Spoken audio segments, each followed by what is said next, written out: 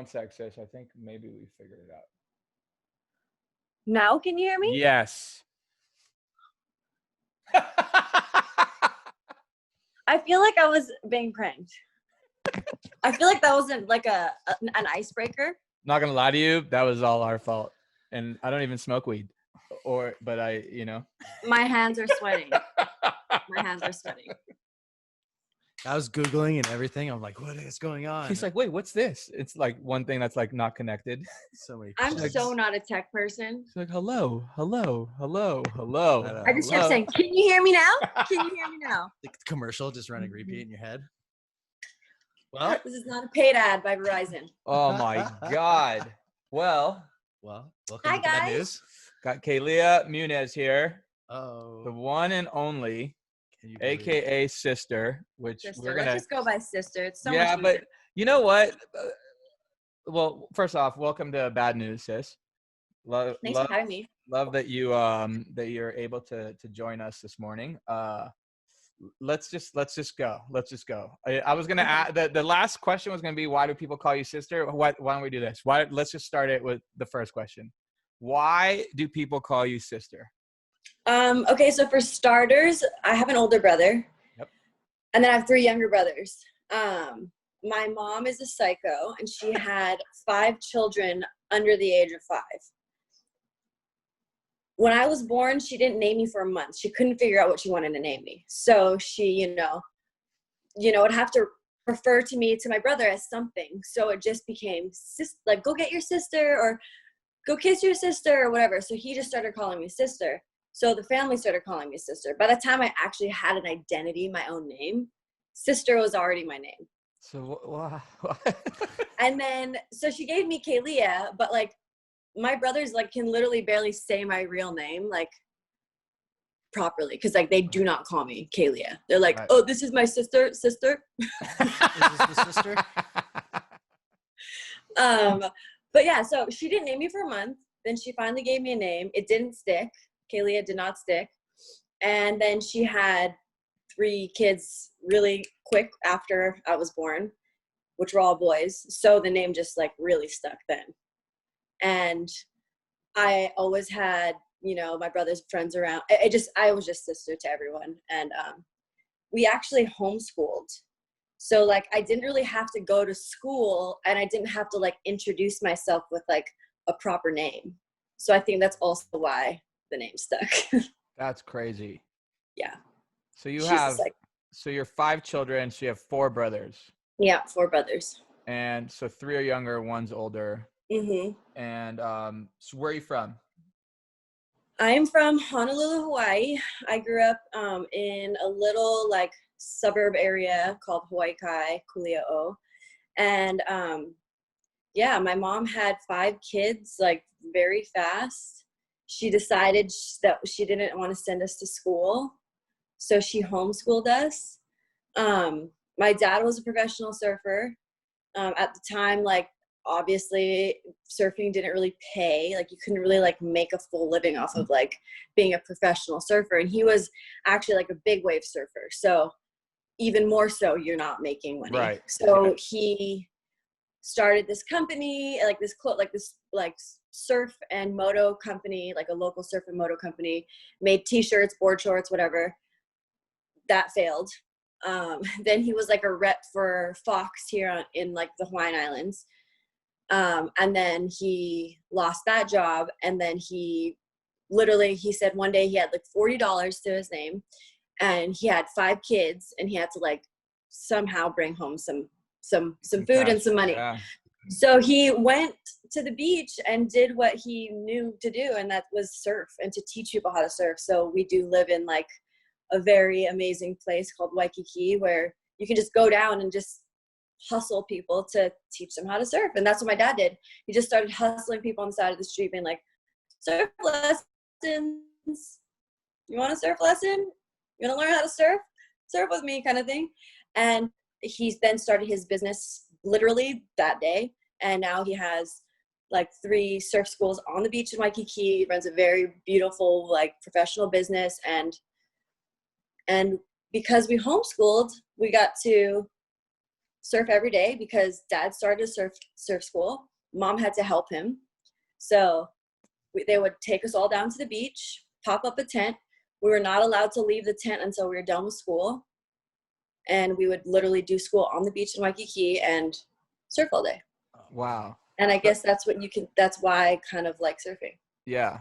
Okay. So what age did you start surfing? I can't really remember. They weren't really like, there wasn't any like force behind us learning how to surf. It was more just like, you live on an island, we homeschool you, so we're going to take you to the beach so you can like expend some energy. Right. Go swimming, make a sandcastle, here's a boogie board, here's a surfboard, you know what to do with it, kind of thing. And we probably like caught our first wave when we were like 2, maybe. Right. Me and my brothers, but we really like got in. I would say I like loved, like I learned to surf. Like I can vividly remember taking out a board by myself and like catching a wave like on my own.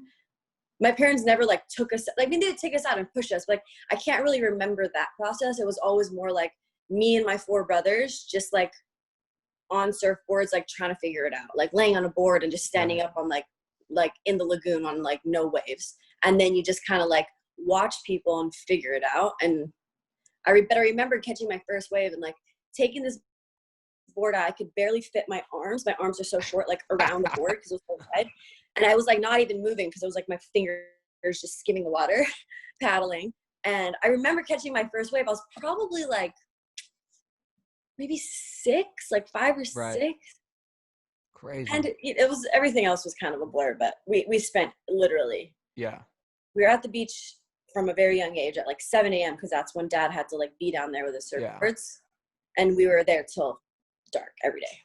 How does that work, sis? Like, I've gotten to come hang out with your family down on the beach. You've taught my wife how to surf. But like, as someone, let's say, that doesn't know what's going on, like the whole beach in Waikiki, you can go to like a bunch of different hubs. How does that work? Because it's not all the same companies, right? Like, yeah, I think it's one of those things where like you go on vacation to like, I don't know, you go to like the Bahamas and you like want to rent a kayak and you go to the beach. You're like, oh, I'm just going to like flip a coin and decide where I'm going to get a lesson. Now you can go get a lesson from like a really good person and like actually learn how to surf. Yeah. Or you can go learn from someone who maybe kind of knows how to teach you, but they're just trying to like make get your money. Bucks that Yeah, day. for sure. So, I mean, it's such a fun environment, and it's cool because there's such a rich, like real culture of like Hawaiian surfers in Waikiki. And for the most part, everyone in Waikiki teaching surfing is legit. I like to say that we're the best. We pride ourselves in just like our service, and obviously the fact that we are a big family, and we love to bring people in and show them like not just how to surf, but what surfing is to us, in hopes that people love surfing for what it is as a whole, not just like what it is to yourself. Because for us, like surfing is literally like what our family is about. Like it's kept us together, our whole family. Right. So we're really proud of like surfing, but we're also really proud that we're able to share surfing as a family. Yeah. Like I've, I follow your life. You're a dear friend of mine. Like family is super strong and for you, right? Like your whole family is so tight. Like if you follow sister, like she's with her entire family all day long. Especially during COVID. Yeah. This is like the most I've ever spent time. I mean, obviously I grew up super close to my family, and then I moved to LA, and that's how I met you and the whole crew. But now that I'm home and we've been stuck at home together, my younger brothers, who all are professional surfers, they travel. I never see them. Like I literally never see them. They've been home. So it's really cool. Like this whole like COVID thing has been obviously crazy and bizarre and hectic and all the things, but in Hawaii, it's been cool. Like we can surf, we can kind of do almost everything, and we have our whole entire family. So it's been epic.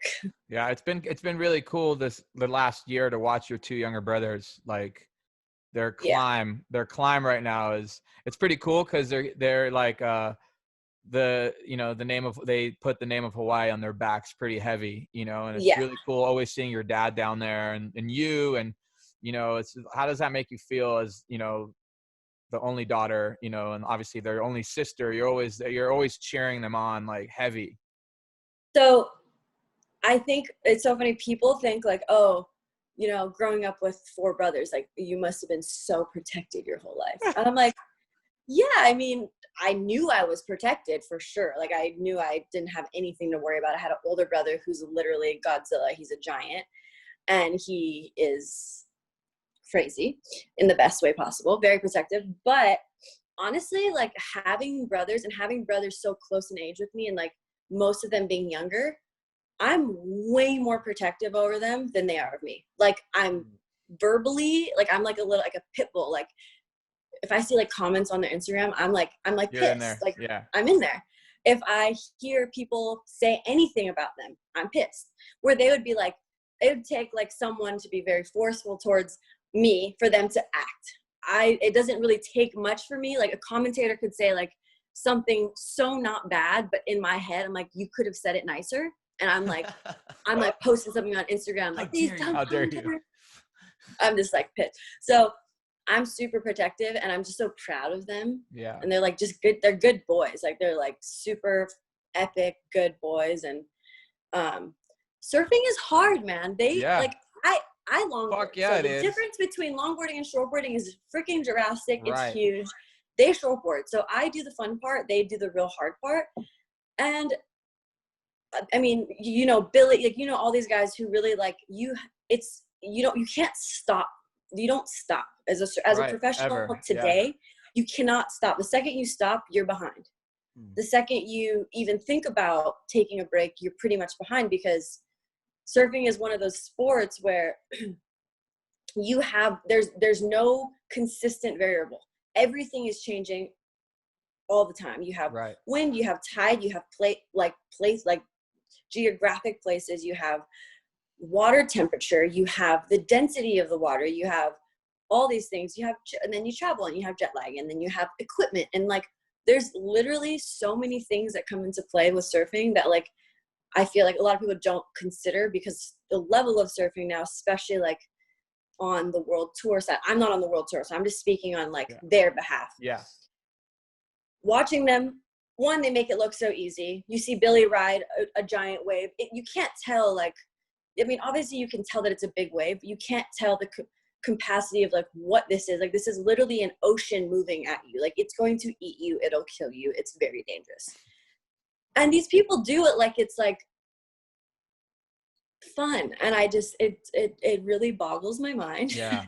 And it's cool, but my brothers and what they are doing is also just so progressive in terms of how high they're getting in the air and how calculated and precise you have to be when you do this flip and hit this section on the wave, and like time the wind and all these things that are just like, it's a hard sport. It's crazy because, like, like growing up, you play Kelly Slater's little like video game, and you're like doing all those airs, and you're like, this is never going to fucking happen. This isn't real life. And then it's now, happening. People like your brothers are doing that, and crazy. like we watch some of our other friends, like they have to, if they don't, like you said, it progresses all the daily, and if you're not on that train out there every day trying, you're being left behind. And It's I'm like, crazy. I watch it and I'm like, it's such a different sport now. It's like now that I'm like, I feel like I'm a little older and I'm like looking at it from this place of like, I've done it my whole life. Right. So I've done it my whole life, but I've done it in a place, and I learned to like dabble and like I keep it fun. Like my surfing is fun. Like, and that's what I love about the way I surf and what I do. But watching what they do, it's like, it's so hard. Yeah. And it's crazy how much time you have to spend in the ocean around your equipment and understanding so many things that you can't like learn by like textbook stuff. Right. Like you can't No, learn this. not. You have to spend time in the ocean. Yeah, there's no And- YouTube tutorial. For No, this. absolutely no YouTube tutorials. It's so whatsoever. funny, people talk about like, oh, you should do, and I'm like, I don't know if that's even fair. Like, obviously they're like basic learn surf steps. Right. Sure. That's why there's, there's a way to learn to surf. But like, in terms of like all the other things, that just takes literally years and hundreds and thousands of hours in the ocean. That's it. That's it. And maybe a good talking about, coach. like the endurance that it takes. Yeah. Like people think like, oh yeah, I getting could up get on the up. board Yeah, is it's one totally thing, easy. but just paddling in and out and fighting the current and like all These guys are in such crazy shape. Before they go surfing, they're doing gym workouts. Insane. Crazy, crazy They shit. could be the best water polo players in the world. Yeah, Like, just drowning. Insane.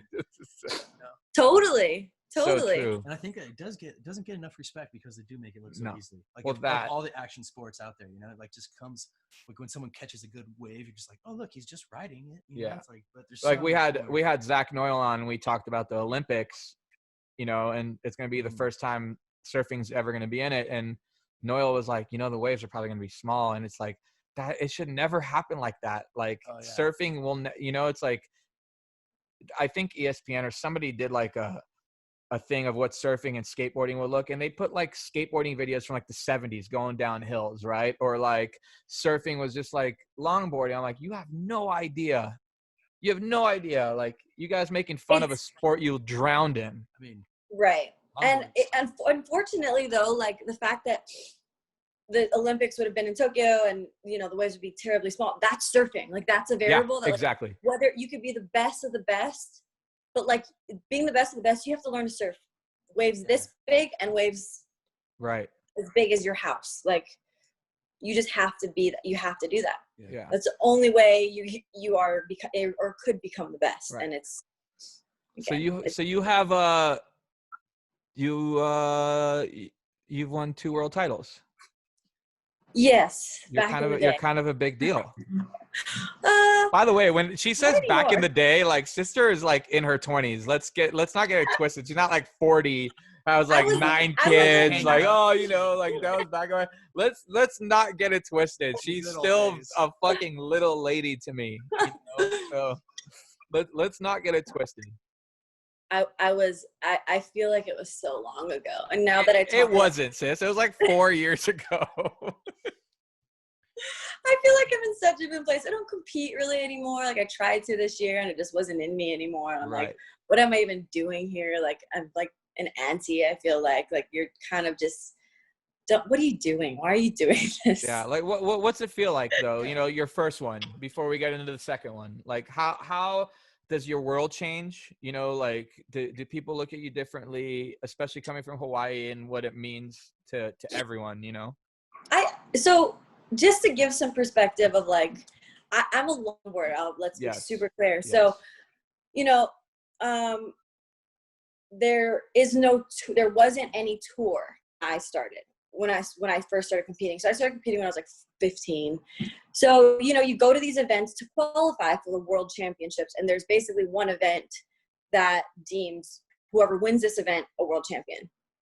And I started when I was like 15, 16. And I thought I was going to win when I was 15. I was like, I'm going to win. Like, I want to win. And I just, it's kind of like this naive, like, young mindset of like, kind of doing this to do one thing, and that's to win. Right. But I really sincerely wanted to win.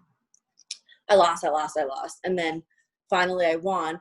And I felt like it was such like this, because there's, you go the whole year with doing maybe a few events. These are only qualifying events. These events don't really matter because you just have the one event that you have to focus super hard to win. And like, hopefully you get the right wave. Hopefully you don't fuck up. And hopefully you get the score. And so I think I wanted to win that event so bad for so long that by the time I won it, it was more of this thing of like, I want it for me, not really like I was trying to win to prove anything to anyone else. Especially because it's this weird thing. I didn't really think it mattered that much when I won, because my brothers are shortboarders, and I know how much bigger their world was and their competitive realm because they did have a tour and there was 10 stops for a world title and the best of those 10. So for me, I was like, oh, well, it's just one event. Like, it's not that big of a deal. Like, it's just longboarding. But now that I look back and in hindsight, I'm like, I'm proud of it. Now I'm like proud of it, but it's not something that I ever let take over like my identity. Like, I'm proud of them, my world titles, but I don't let it identify like me as a surfer. Right. Like I feel like there's a lot more to my life, my story, my family, and my surfing than just like these, not just because I don't want to say that they don't matter, because they do. And especially for other people who are extremely proud of their world championships, like it matters, but it's a different thing for me. Like you've outgrown it. I don't sell myself as a world champion surfer because I feel like there's people who work really, really, really, really, really, really hard and have to compete all year long and sacrifice so much for family time, all these things that to me matter, to win today. That's fair, yeah. That I didn't have to do, and it's still valuable. I don't want to take that away from myself or anyone else, but I don't know. I have a different mindset. It may be like a little bit of a skewed way of thinking about it, but that's just kind of how I felt or how I feel about it. But I'm proud of it. And I was super proud when I won my first world title, and I was stoked, but I was more stoked because I feel like I proved myself something versus like people or the industry or whatever. I feel like you've done a lot, especially since I've known you, like when I first met you, like obviously you were already like a legend and, to everyone. And, but just watching you grow, has been so inspirational. Right. And, thank you. Just like, when I first came in, I remember like, you were doing things for Roxy. Right? Yeah. Like, it was like, oh, Tal, what do you think? And I was like, yeah, it's great. I mean, but now you're like the face of Roxy, whether they admit it or not. You're who they're paying the most attention to. And I also feel like they listen to you now, where like, all right, sis, what do you want to do? You're like, oh, I'm gonna do a fucking thing with my best friend Hailey Bieber, and we're gonna destroy it for you guys, which is like mind blowing. Of like, what is the Roxy Sister campaign? Well, it was cool. Like, I mean, obviously, that I have, through the beautiful life that we are given and being able to travel and connect with different people around the world, and them being celebrities or non-celebrities, you learn from people and you're inspired by people and what they do. And maybe it's what they wear, how they dress, what they sing, their art, whatever it may be. You draw inspiration from people and you learn. And I think there's always been something that I wanted different for my career, because I loved surfing and I know what surfing is to me, again, to my family and all the things. But when I was really young, I was like, I want to move to Los Angeles because, I come from an island and I feel so like, I was like this girl who thought, oh my God, I'm so trapped here. Like, I'm not going to be able to grow and blah, blah, blah. Even though like this is the most beautiful, amazing place in the world. And now that I'm like older, I never want to leave this place. Like, what is wrong with you, psycho weirdo?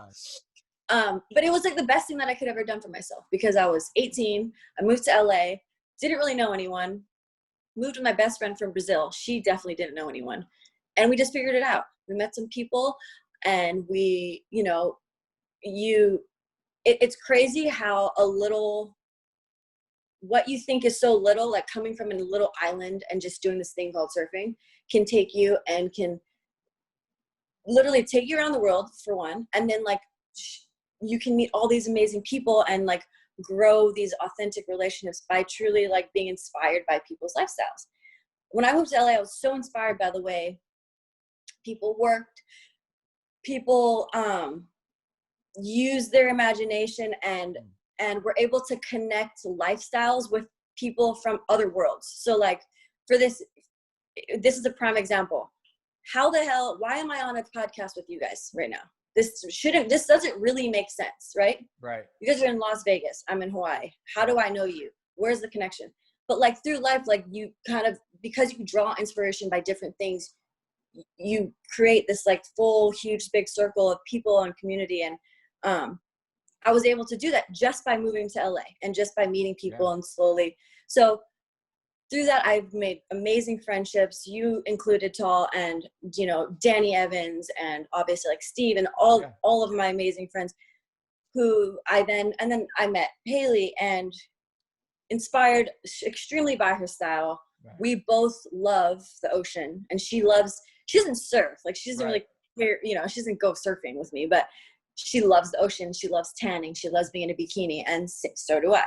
Yeah. And so I think when Roxy saw the relationship between us, they were inspired by our friendship, because this, again, our friendship didn't make sense. Like, I'm just a little surfer girl from Hawaii. Right.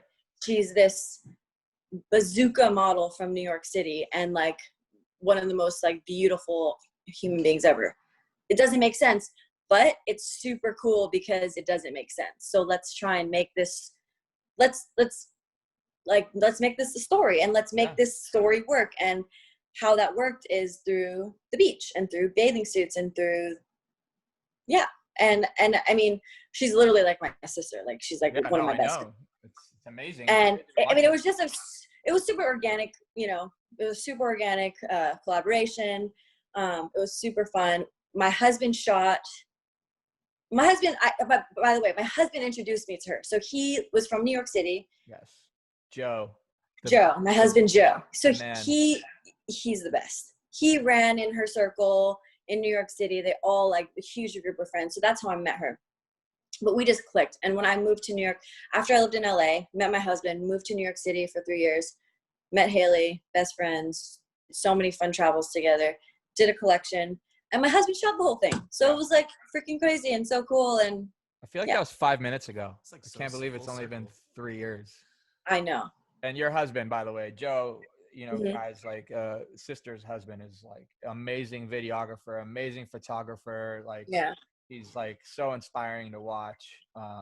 He's a super like, just a cool creative, kind of like yourself. Like, there's no borders or like boundaries to what he does. Like, people ask me all the time, like, especially in Hawaii, no one knows, like, in Hawaii, no one really like you're a photographer, so what do you do? Like, take wedding photos? Like, right. But he makes photography look so fucking cool. That's what's so dope about it. Like, he'll shoot with film, shit people haven't done in 20 years, right? Like, they're like, I just need a digital camera. It's like, I do that too, but need my iPhone.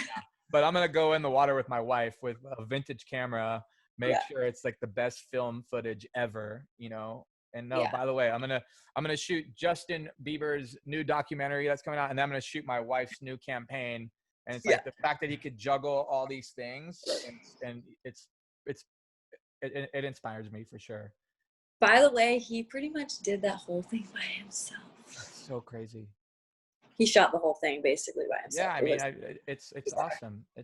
So what's it like being married, sis? I mean, you're married at a young age, which is a young age for the new generation, I guess is what I would say. How is that?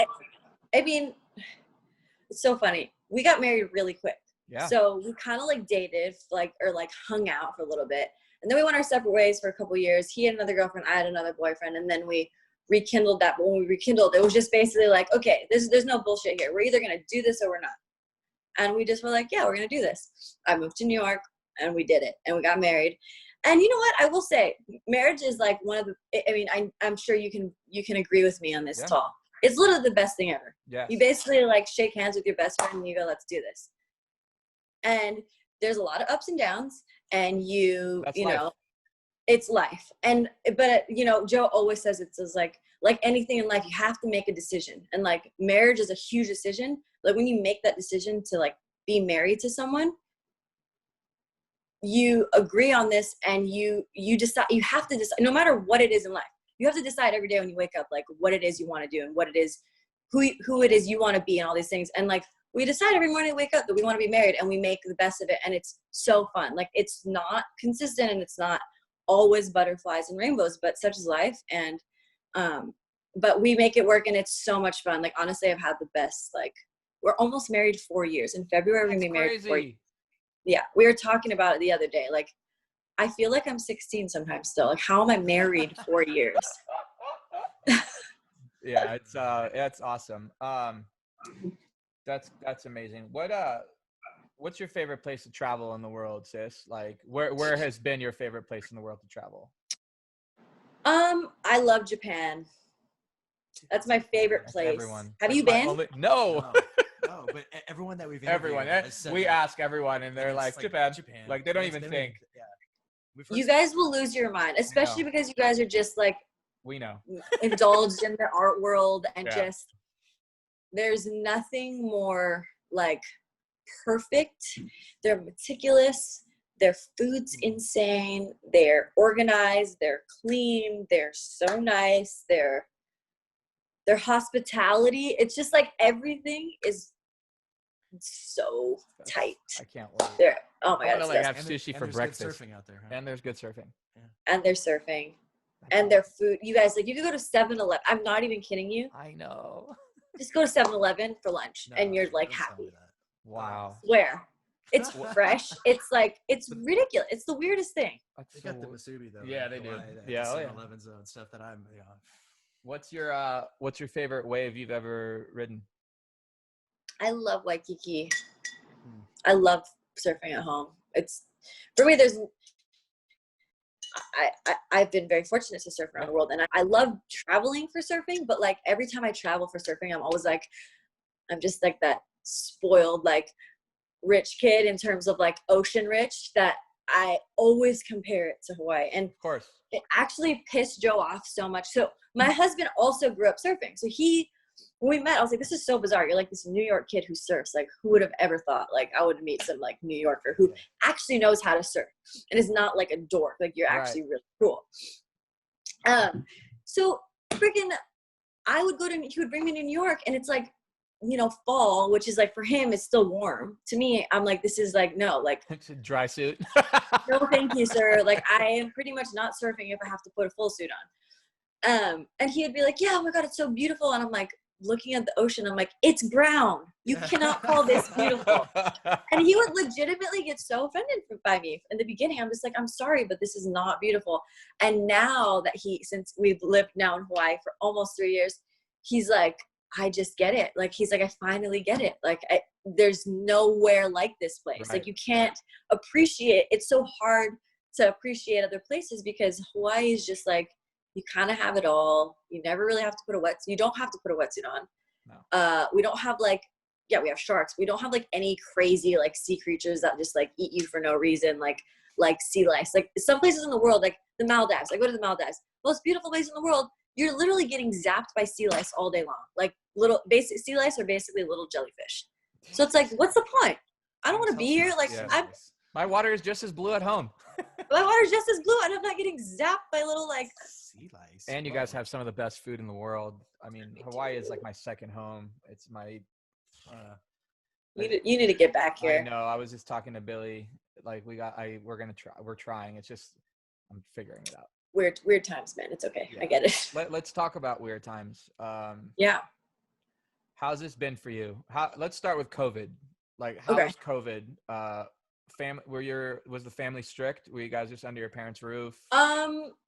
So in the beginning, Joe and I just like kind of took advantage of, our schedules are crazy for the beginning of the year. I'm sure everyone's, you know, in our world, it was crazy. Like I wasn't going to be home. Sorry? Everyone thought 2020 was going to be the year. Yeah. It gonna crush it. It sounded like the year. It was the year. I had so much travel like the first 3 months of the year, and all of a sudden it's just like everything got canceled. And it was so weird because honestly, last year was the busiest year of my life. Like I was on a plane every week, and it's like, doesn't sound that crazy, but now that I look back, it was the amount that we traveled was bananas. It just didn't make sense. I don't know. It was not all for work. A lot of it was, you know, to make sure my marriage was still going to stay intact because Joe was working. So we were both like trying to make sure. You go with me. I go with you. Yeah. Right. Yeah, and then it's like all of a sudden it's like someone's going to go on vacation. Here's okay. Let's go here. Let's go there. It's just like, it was bananas. Best year ever. But when COVID, like when this whole thing started, I'm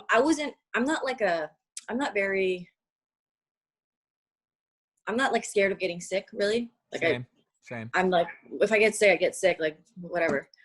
I'm not a germaphobe at all. yes, I wash my hands and like whatever. I'm not like disgusting, Yeah. but I'm not like, I don't know. I'm just not scared of getting sick. But when it happened, I was like, okay, this is like, if it's like if this is like a pandemic crisis, maybe I should kind of consider the fact that maybe I should stay safe. My dad, and my mom are also older, and we spend a lot of time with them. So I don't want, God forbid, to get them sick because I'm being an idiot. My brothers have 3 kids. I don't want to get my brothers sick because they have to take care of their 3 kids. Just like these little things I started, I'm like, all right, don't be an asshole. Stay at home. So me and Joe we spent like almost I want to say almost a month at home together, which again, crazy. We've never spent this much time together in our whole entire marriage. Like the amount that we've been home, we've never spent this much time together. True test. So we really got to know each other, we cooked together. We just like listened to music. Like we just did a lot of things that we didn't really get a chance to do in our marriage because we were always so busy or tired and just wanted to sleep when we were like home together. Like, just leave me alone. Yeah, leave me alone. I'm going to bed. Yeah, I love you watch Netflix and just shut up. And so it was, I mean, for me personally, and I feel so bad saying it was actually amazing because, you know, I know there's so many people who like struggled and lost their job. I mean, there's just so many things that happened, but also I felt like COVID set us up for what we're dealing with now because it really made me think about other people a lot more than myself and stop being so selfish. That's great. That's a great way. And then all of a sudden, George Floyd happened, all these like sequence of events happened. And now we're really thinking about other people more than we're thinking about ourselves because now your little bubble like is kind of popped and like you really gotta like consider what's going on in the world. And in Hawaii, there's not this huge, I've never had to deal, or we haven't had to deal with racism in a way of this magnitude. This magnitude at all. For sure. So again, I had to like really take a step back and learn and educate myself, educate my family, like my brothers, because also we've never been super political or at least vocal about our political views because we don't like confrontation. And it's like this, one of those things that either people are like, you know, are going to voice or they're not. And we as a family 100%. Always have been aired on the side of we love everyone. Let's just pretend that this isn't a thing. But like there's no pretending anymore because this is just like, this is way too real to pretend that this is not a thing. Like this is a real thing. And it's happening in our country. Like maybe not on our island, but like we're still responsible. Yeah.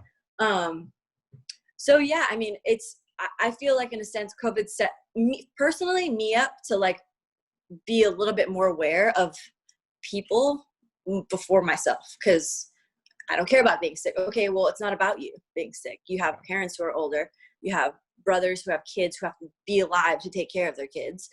And you have a community, which is a very freaking small community, which is an island in the middle of the ocean. And we do not have the capacity here to take care of many, many, many, many sick people. So do your part and take care of your freaking community. Now we're taking care of like a huge problem in almost the world. Yeah. Because this is something that we haven't addressed in this magnitude of a matter in forever. So, I mean, I've been watching you. You've been. If you follow me on Instagram, you know where I stand. Yes, you've been speaking up, which is I'm very proud of you. It's you know, for someone, you know, you're using your platform because you have a very big one, and it's very awesome to watch you speak and hear you say that you're learning as this is, you know, as this is growing. Obviously, it's been around for a very long time, and it's very, very awesome for to learn from, you know, the younger generation that they're trying to learn and trying to speak up and use their platforms in the right way. So kudos to you for actually doing that. I mean, you know, I think it's a double, like the Instagram and social media is kind of a double-edged sword sometimes because there's a freaking algorithm.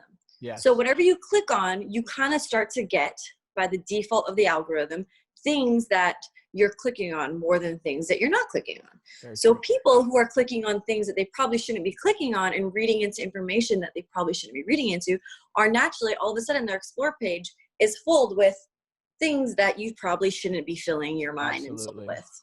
Absolutely. So I think that there's this weird divide because of this algorithm that can be super dangerous. And I have to check myself and be like, yo, are you reading into this too much? Are you feeding yourself with like some bad shit now that like you're getting Bad so news. worked up and angry.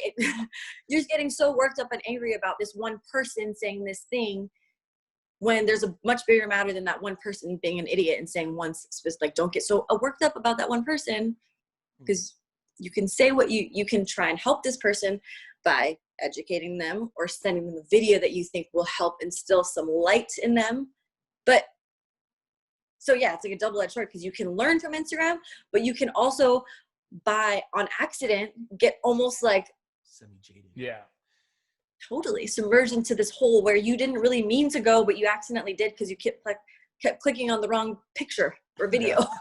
Some kids don't know about the algorithm, but sister just let you know about it. Drop the knowledge on that. Drop the knowledge. You talk about the algorithm a lot. I'm not a big fan. You know, I don't like the. I just want Instagram to go back to how it used to be. Just You time posted, sequence. it's there. I know You're the last person to post. It's right behind it. You know, just go back to just. I'm not trying to search people's names right now, guys. No, I'm not. I say it all the time. I follow 999 people or something like that. I only see like 30. Same every day. You know what I mean? That's it. Like everyone else is just lost. Have you ever gone to your stories and like just swiped all the way? Oh to yeah, the top all the time. We talk about it all the time. To see what like. What's that guy doing? I even check. I'm like, oh, he might not be on Instagram anymore. And then I go, I'm like, oh wait, he's still posted on Instagram. 19 posts in a week. Yeah. You have a kid? Yeah. It's been 9 months. No wonder. Oh, sis, last question. What does success mean to you?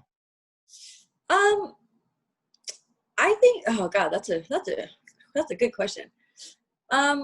First and foremost, I think there's a bit of happiness that should be parallel with success, that you should always make sure kind of is an equal, because if you're not happy, I cannot imagine how successful can be enough in terms of money, well, anything. So if you're not happy, like you're not, in my eyes, there's no possible way you could be like really successful unless you're okay with being unhappy. Like that's, I guess, your choice, because money can buy you happiness in some way. But I think there's got to be a sense of like super proud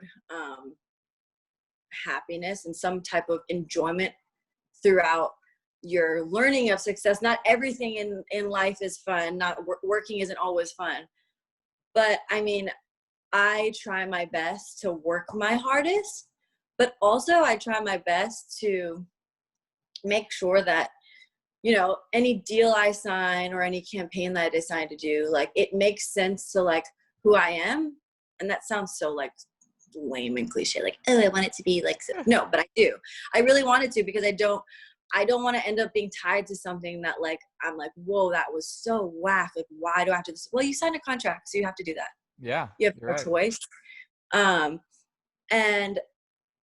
to make sure that, I mean, there's a lot of hard work that goes into very successful stories. And I think that sometimes, especially nowadays, people aren't seeing all of the stuff that goes on behind the scenes because of, you know, Instagram is a funny thing. Like it's very, you show what people, you show what people want to see. It's a highlight. And, you know, people don't see like the hours of you being up on your computer, like researching. I mean, you guys starting the show, I'm sure that it wasn't just like, you're not just like two cool kids who have like a bunch of cool friends that are like, oh, let's do a podcast. No, there's a lot of shit that has to go into this. You have to do your research. You have to make sure you're going to cover topics that matter. You have to make sure that, you know, your Zoom freaking audio works and that your microphones, you know what there's a lot of things, and you have to like, there's checks and balances, and through that, it's a lot of work.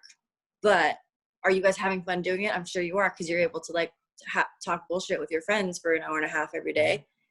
And there you go. Sorry, no, low battery, but we're good. 20%. We're done. Yeah. That's awesome. What is? So I don't know. I think success is finding what you love, trying your best, but keeping like making sure you're kind of staying happy through at least majority of the journey, because at the end of the day, you got to remain a little bit happy with what you do and proud of what you do, and Love it. make sure you have freaking good people around you, because you don't have good people around you, you're screwed. Fucking screwed. Agreed. Great answer. And Yeah, Matt usually asks this last little thing. So what is sister's favorite curse word? Oh,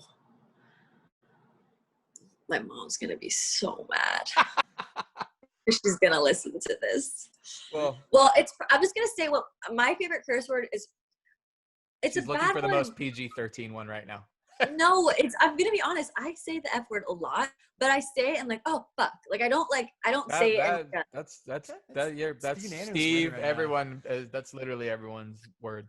Go to. And I'm one day gonna be a mom. So Yeah. my theory right now is I have to get it out of my system before I have a kid. So I try not to say that word in front of my kid.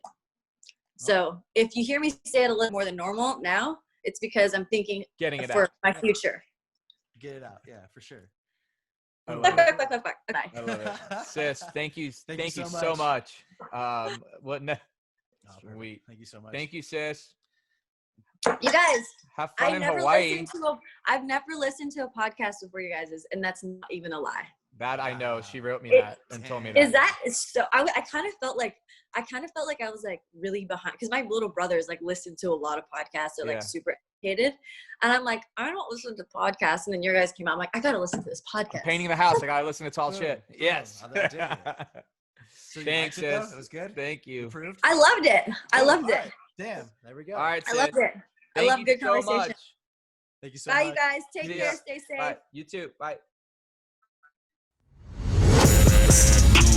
That's just terrible.